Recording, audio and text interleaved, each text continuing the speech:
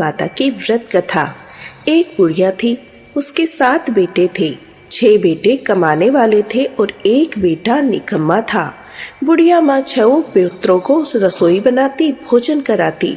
पीछे से जो कुछ बचता वह 7वें पुत्र को दे देती, परंतु वह बड़ा भोला भाला था, मन में कुछ विचार नहीं करता था। एक दिन वह अपनी बहू से बोला, देखो मेरी माता का मुझ पर कितना प्रेम है।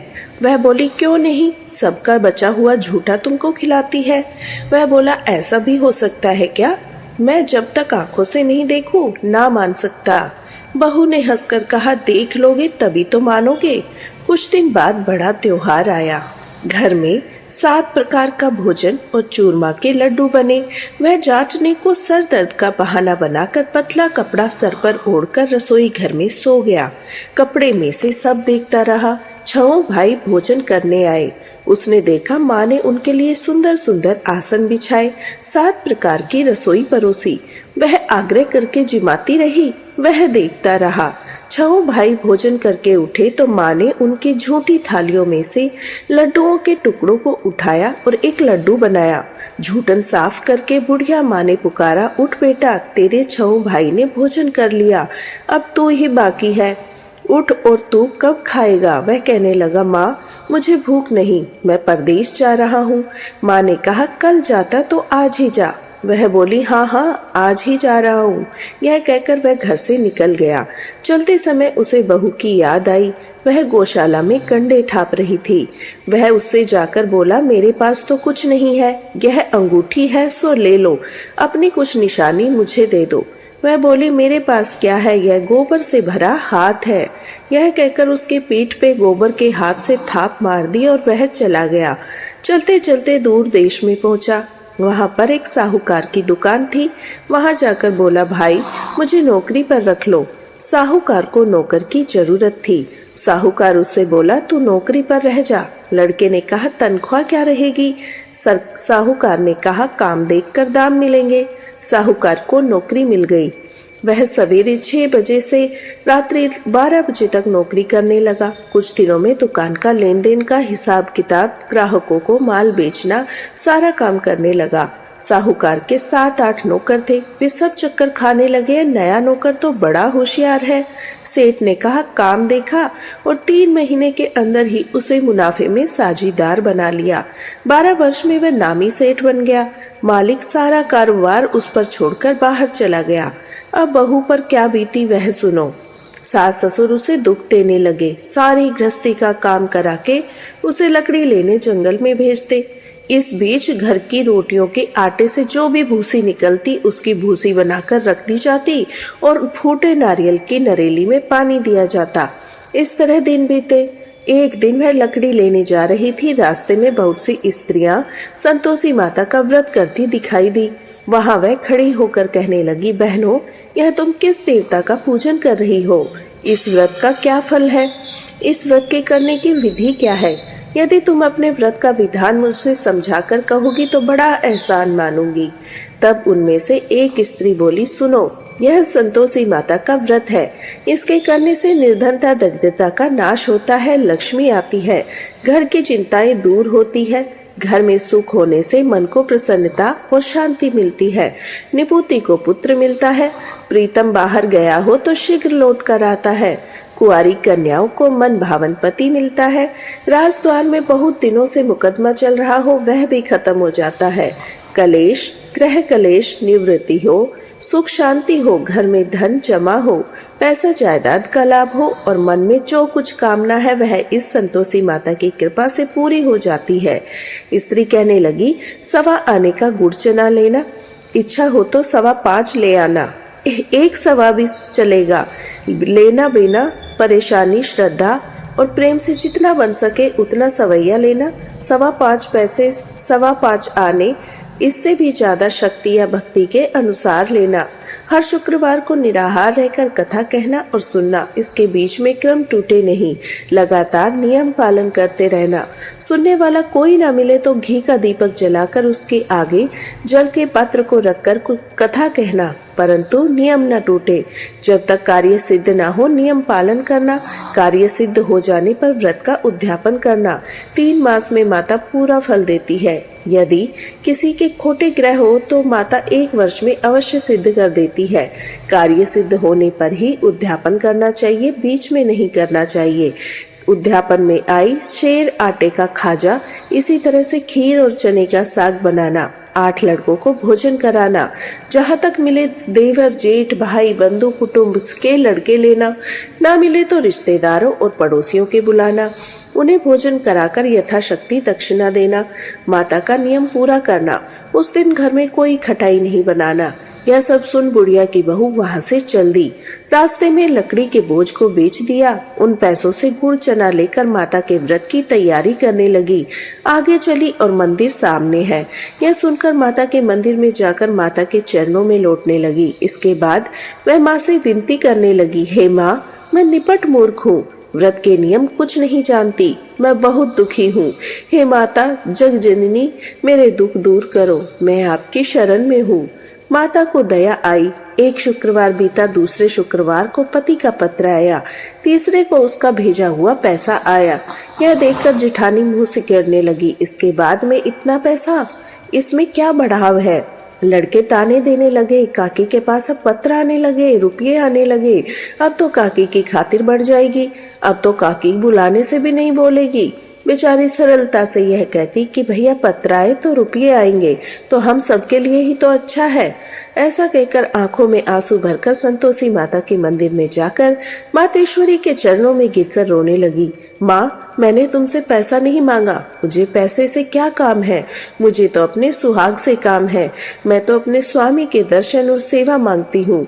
तब माता ने प्रसन्न होकर कहा, जा बेटी, तेरा स्वामी आएगा। यह सुनकर खुशी से वह बावली होकर घर जाकर काम करने लगी।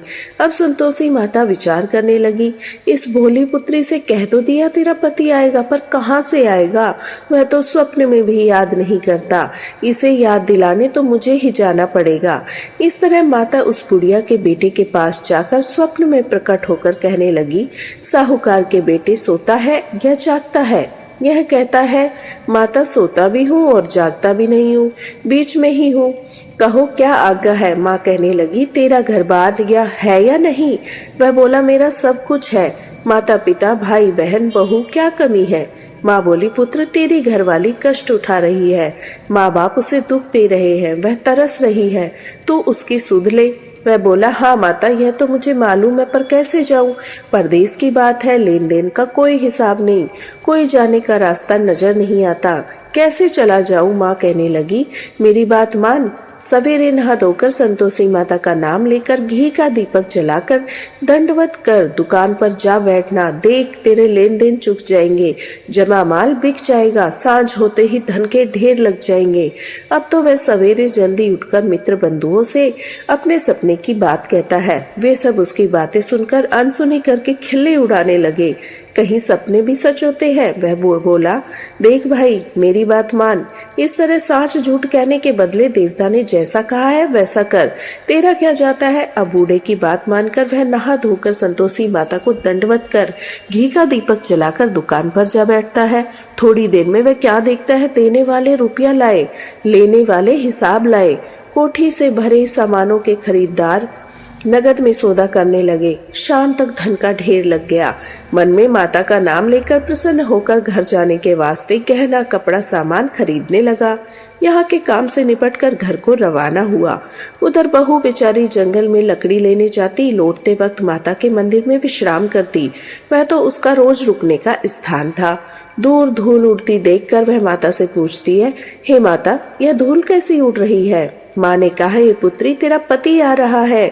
अब तू ऐसा कर, लकड़ियों के 3 बोझ बना ले, एक नदी के किनारे रख, दूसरा मेरे मंदिर पर, तीसरा अपने सिर पर।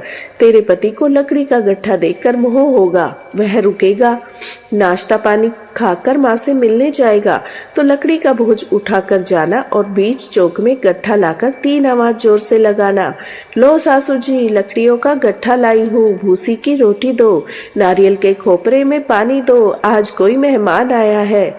माँ की यह बात सुनकर वह बहुत अच्छा माता जी कहकर मन प्रसन्न होकर लकड़ियों के 3 गट्ठे ले आई। एक नदी के तट पर, एक माता के मंदिर पर रखा।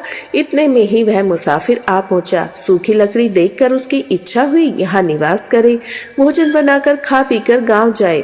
इस तरह भोजन बनाकर विश्राम लेकर गांव को गया। उसी समय बहू सिर पर लकड़ी का गट्ठा लेकर आती है। उसे आंगन में रखकर जोर से 3 आवाजें देती है। लो सासू जी, लकड़ी का गट्ठा लो, भूसी की रोटी दो, नारियल के खोपरे में पानी दो।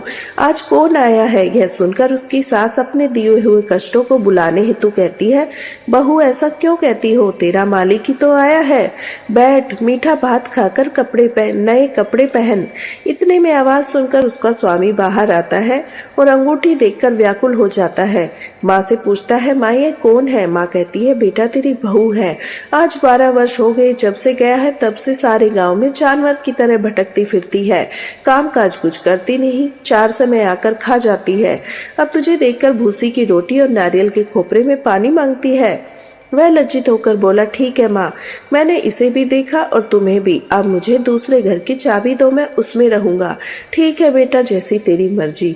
यह कहकर माँ ने चाबी का गुच्छा उसे दे दिया। उसे लेकर दूसरे कमरे को खोलकर सारा सामान जमाया। एक ही दिन में वह राजा के महल जैसा ठाट बाट बन गया। अब क्या था, वह सुख भोगने लगी। इतने में अगला शुक्रवार आया। उसने अपने पति से कहा, मुझे माता का उद्यापन करना है। उसका पति बोला, बहुत अच्छा, कर लो, अपनी खुशी से यह भी कर लो। तुरंत ही वह उद्यापन की तैयारी करने लगी। जेठ के लड़के को भोजन के लिए कहने लगी। उसने मंजूर किया, परंतु पीछे जेठानी अपने बच्चों को सिखाती है, देखो भोजन के समय सब लोग खटाई मांगना, जिससे इसका उद्यापन पूरा ना हो। लड़के खाना खाने लगे। खीर पेट भर आई, परंतु बात याद आते ही कहने लगे, हमें कुछ खटाई खाने को दो, खीर खाना हमें भाता नहीं। यह देखकर अरुचि होती है। बहू कहने लगी, खटाई किसी को नहीं दी जाएगी, यह तो संतोषी माता का प्रसाद है। लड़के उठकर खड़े हुए और बोले, पैसे लाओ। बहू कुछ जानती नहीं थी, सो उन्हें पैसे दे दिए। लड़के उसी समय उठकर इमली लेकर खाने लगे। यह देखकर बहू पर माता ने कोप किया। राजा के दूत उसे पति को पकड़कर ले गए। जेठ जेठानी मनमाने खोटे वचन कहने लगे। लूट लूट कर धन इकट्ठा कर लाया था, सो राजा के दूत पकड़ कर ले गए। अब सब मालूम हो जाएगा जब जेल की रोटी खाएगा। बहू से यह वचन सहन नहीं हुआ। रोती रोती माता के मंदिर में गई और बोली, हे माता, तुमने यह क्या किया? हंसाकर क्यों रुलाती हो? माता बोली, पुत्री, तूने उद्यापन करके मेरा व्रत भंग किया, इतनी जल्दी सब बातें भुला दी। वह कहने लगी, माता भूली तो नहीं, कुछ अपराध किया है? मुझे तो लड़कों ने भूल में डाल दिया, मैंने भूल से उन्हें पैसे दे दिए। माता मुझे क्षमा करो। माँ बोली, ऐसे ही भूल होती है।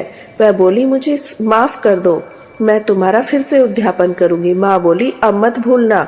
वह बोली, अब भूलूंगी नहीं। अब बताओ कैसे आएंगे? माँ बोली, जा पुत्री, तेरा मालिक तुझे रास्ते में आता मिलेगा। वह निकली। रास्ते में उसका पति आता मिला तो उसने पूछा, तुम कहाँ गए थे? वह कहने लगा, इतना धन जो कमाया था उसका टैक्स राजा ने मांगा था, वह भरने गया था। वह प्रसन्न होकर बोली, अच्छा हुआ, अब घर चलो। कुछ दिन बाद फिर शुक्रवार आया। वह बोली, माता का उद्यापन करना है। पति ने कहा, कर लो। वह फिर से जेठ के लड़कों को भोजन के लिए कहने लगी। जेठानी ने 2 बातें सुनाई। लड़के सिखा दिए कि पहले की तरह खटाई मांग लेना। लड़के कहने लगे, हमें खीर नहीं, हमें भाता नहीं, कुछ खटाई खाने को दो। तो बहू बोली, खटाई खाने को नहीं मिलेगी, खाना हो तो खाओ। यह कहकर ब्राह्मण के लड़के लाकर भोजन कराने लगी। यथाशक्ति दक्षिणा की जगह एक एक फल दिया। इससे संतोषी माता प्रसन्न हुई। माता की कृपा होते ही 9वें मास उन्हें चंद्रमा के समान सुंदर पुत्र प्राप्त हुआ। वह पुत्र को लेकर प्रतिदिन माता के मंदिर जाने लगी। माँ ने सोचा, यह रोज आती है, क्यों ना आज मैं इसके घर चलूं, इसका आसरा देखूं। यह विचार कर माता ने भयंकर रूप बनाया। गुड़ चने से सना मुख, ऊपर से सूंड के समान होठ और उस पर मक्खियां भिनभिना रही थी।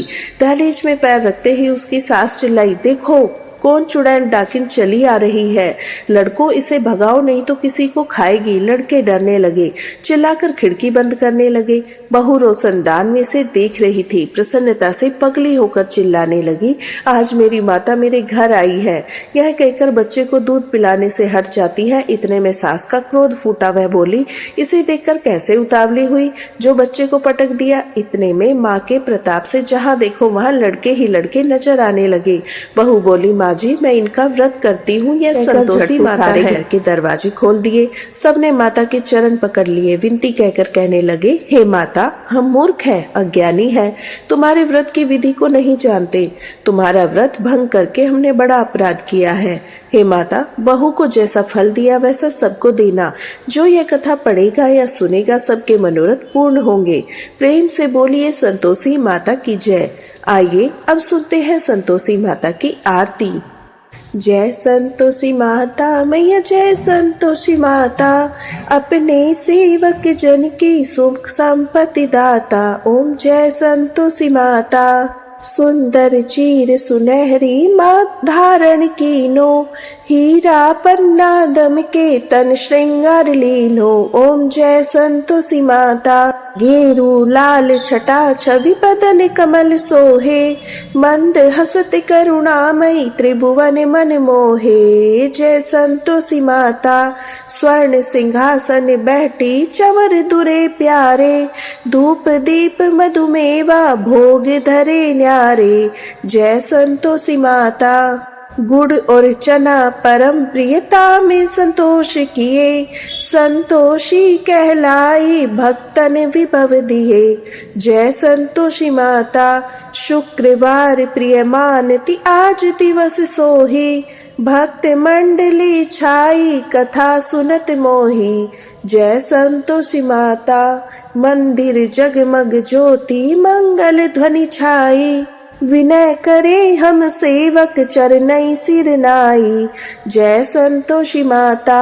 भक्ति भाव में पूजा अंगीकृत कीजे, जो मन बसे हमारे इच्छित फल दीजे। जय संतोषी माता। दुखी दरिद्री रोगी संकट मुक्त किए, बहु धन धान्य भरे घर सुख सौभाग्य दिए। जय संतोषी माता। ध्यान धरे जन तेरा मन वांछित फल पायो, पूजा कथा श्रवण कर घर आनंद आयो। जय संतोषी माता। शरण गहे की लज्जा रखियो जगदम्बे, संकट तू ही सवारे दयामयी अम्बे। जय संतोषी माता। संतोषी माता की आरती जो कोई जन गावे, रिद्धि सिद्धि सुख संपत्ति जी भर के पावे। जय संतोषी माता। ओम जय संतोषी माता मैया, जय संतोषी माता। अपने सेवक जन की सुख संपत्ति दाता। जय संतोषी माता मैया, जय संतोषी माता। प्रेम से बोलिए संतोषी माता की जय। अगर आपको हमारी वीडियो और कहानी पसंद आई हो तो हमारे चैनल को लाइक शेयर सब्सक्राइब जरूर कीजिएगा। धन्यवाद।